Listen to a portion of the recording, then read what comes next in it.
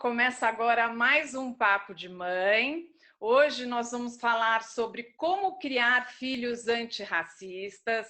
Vamos bater um papo sobre as questões raciais que precisam sim ser discutidas dentro de casa, viu, Mari? E precisa falar sobre isso sempre, Rô. Não é só num momento da vida, não é só quando acontece uma tragédia. A gente sempre precisa falar sobre isso. Enquanto houver racismo, ele precisa ser combatido e a gente, infelizmente, tem que falar porque existe. Se não existisse, seria o ideal, a gente não precisaria falar. Mas quem vai falar melhor sobre isso são as nossas convidadas, a advogada Monique Prado e a Clélia Rosa, que é pedagoga. As duas já estiveram no nosso Papo de Mãe em vários momentos. E eu quero começar pela Clélia, até para a gente saber da importância desse termo, ser antirracista.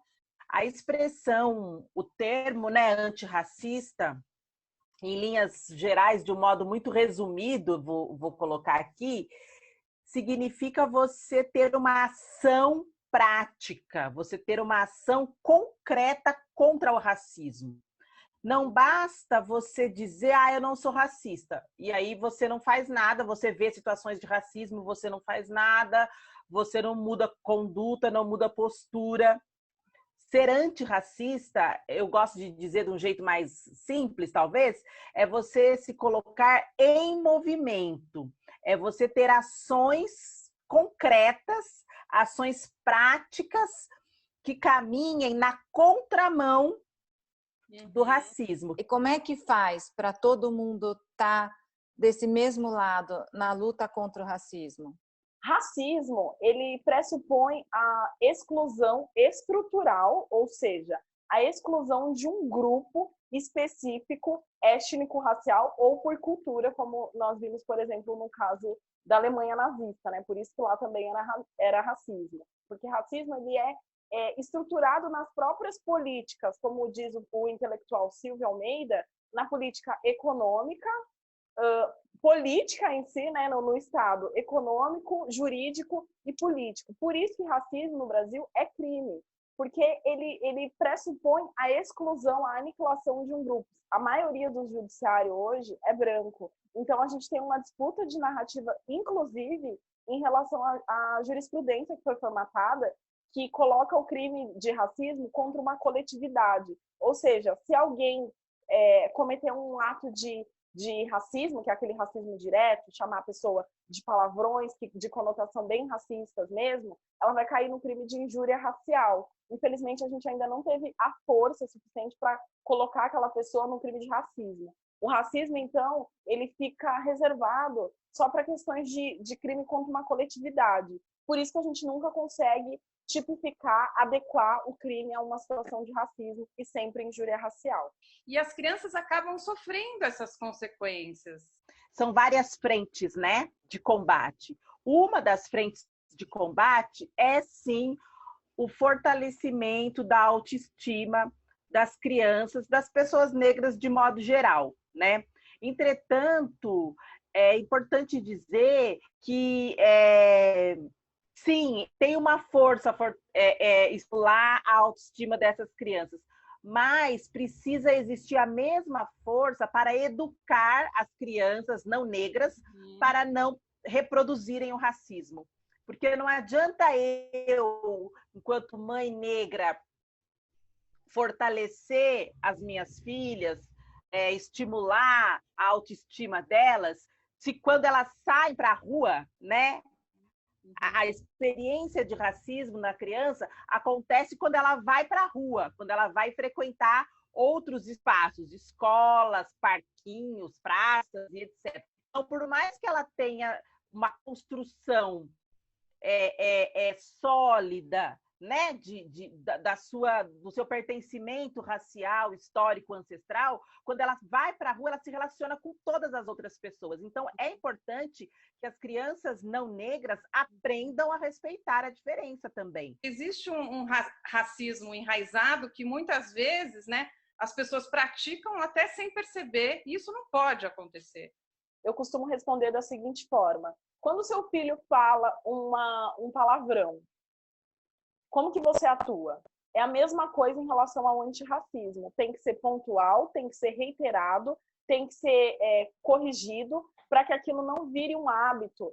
E as crianças, elas são criadas numa estrutura, porque realmente eu acredito que a criança, ela pode ser que ela não nasça racista, mas ela é formatada racista. Então, quando a gente deixa passar uma criança dizer assim, fulano é tal coisa, fulano, eu não vou falar, reproduzir aqui, mas vocês sabem os xingamentos racistas que existe. O legal de você ser antirracista é você ir na escola do seu filho e perguntar assim, quantos professores negros tem aqui? Tantos professores negros. De 10, eu tenho 1. Tá, e que mais? É só isso? Então a representatividade de vocês para em 1%? É assim que vocês estão fazendo para ser representativo? Não, você precisa ser mais atuante na escola do seu filho.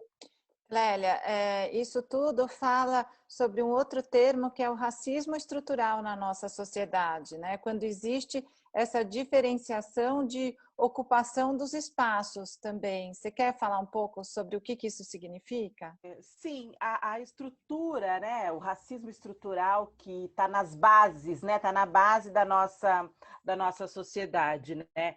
O racismo estrutural, ele age de várias formas, né? Uma das formas é não permitir e não possibilitar que pessoas negras alcancem outros postos de trabalho.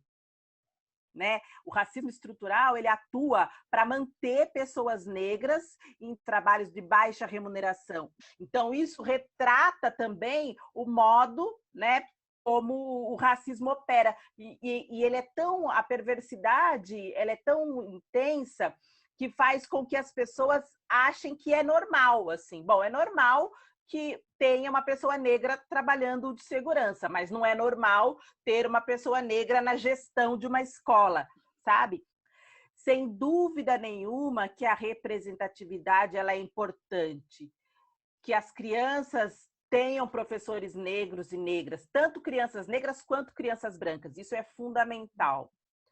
Entretanto, no campo escolar, eu penso que a gente precisa, além da representatividade, garantir que esse conhecimento chegue às crianças e aos jovens, uma vez que está já legitimado, né, na lei, né? Ou seja, a Lei Máxima da Educação, a LDB, já estipulou que haja o ensino, né, da história africana e afro-brasileira em todas as etapas do ensino. E isso independe se você tem um professor negro, uma professora negra. Então, eu gosto muito da fala da professora, da doutora Petronília Antunes, porque ela diz, de modo muito resumido, né?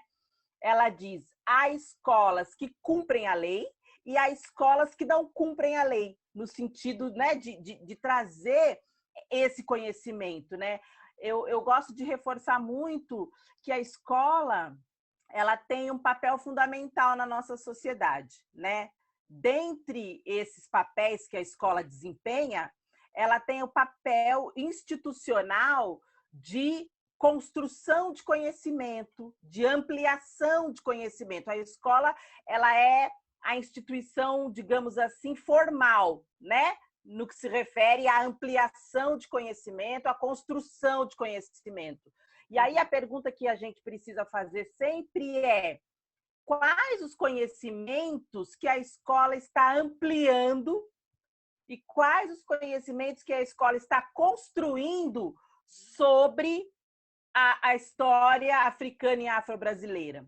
Quais os conhecimentos que a escola está ampliando sobre a contribuição do povo negro para a construção do Brasil, das Américas? Então, é um conteúdo escolar, a gente está falando de construção de conhecimento. Eu queria agora que a Monique falasse sobre as leis. Do ponto de vista jurídico, nós tivemos algumas conquistas que foram mobilizadas, sobretudo pelos movimentos sociais e a sociedade civil. Quando eu falo movimentos sociais aqui, eu estou me referindo aos movimentos negros, e falo no plural porque realmente são várias entidades. A gente tem a figura da Coalizão Negra, que tem uma série de instituições, a gente tem a Educafro, temos muitas medidas que foram mobilizadas por meio dessa atividade de incidência jurídica feita no Congresso Nacional. Então, a gente tem o Estatuto da Igualdade Racial, nós temos também a legislação diversa sobre o estudo da África nas escolas, nós temos as leis, que falam no plural porque incide sobre o ensino público e sobre o concurso público da universidade pública das cotas raciais, são 2 leis também. E aí nós vimos aqui que constantemente nós sofremos esse embate em relação à ascensão das pessoas negras, seja por meio da saúde, seja por meio da educação, seja por meio trabalhista. O que eu estou dizendo aqui? Quando nós temos reformas trabalhistas que vão prejudicar empregadas domésticas, pessoas que estão diretamente relacionadas com a intersecção de gênero e raça, que sofre com a violência doméstica, que sofre na linha de frente com o racismo, diretamente com o racismo estrutural, você vê que os nossos avanços, eles sofrem constantemente. As cotas raciais, elas são medidas efetivas. Nós temos mais de 10 anos de política de cotas raciais e já foi feito um levantamento que mais de 50% dos alunos são pessoas negras. Ou seja, as cotas raciais, elas surtem efeito na sociedade. A gente precisa agora que as medidas elas sejam levadas a sério pela sociedade civil, pelas empresas, que elas absorvam esses profissionais que têm essa qualificação profissional por meio do curso universitário, e nós precisamos também que não haja mais retrocesso, assim como representaram as reformas, seja ela da Previdência, seja ela trabalhista, e que a gente não fique sofrendo boicote aquilo que o movimento negro conquista a duras penas. É importante a gente sempre lembrar que a criança ela está inserida numa sociedade e a criança ela não está sozinha nessa sociedade, né? Então, você falar da educação das crianças é falar também da relação dessas crianças com os adultos que fazem parte do seu convívio, sejam os adultos dentro do seu universo familiar, quanto fora, né? Nesse sentido, é fundamental que a família haja intencionalmente, né, numa educação antirracista. Então, não tem como você educar o seu filho, querer que ele seja... eu quero que meu filho seja antirracista. E você? Né? Quais são as suas condutas? Então, se você frequenta ambientes democráticos, né, mais democráticos, onde tem o acesso de todas as pessoas, a sua criança vai aprender a conviver em ambientes democráticos e se relacionar com diferentes pessoas, né? E nesse sentido, consumir cultura, literatura, enfim, que falem também dos povos africanos e afro-brasileiros, a sua criança também vai aprender nesse sentido. O que eu quero dizer é que não existe uma educação antirracista para o seu filho, para a sua filha, no sentido, olha, vamos ligar esse botão e agora ele vai ser uma criança antirracista. É você.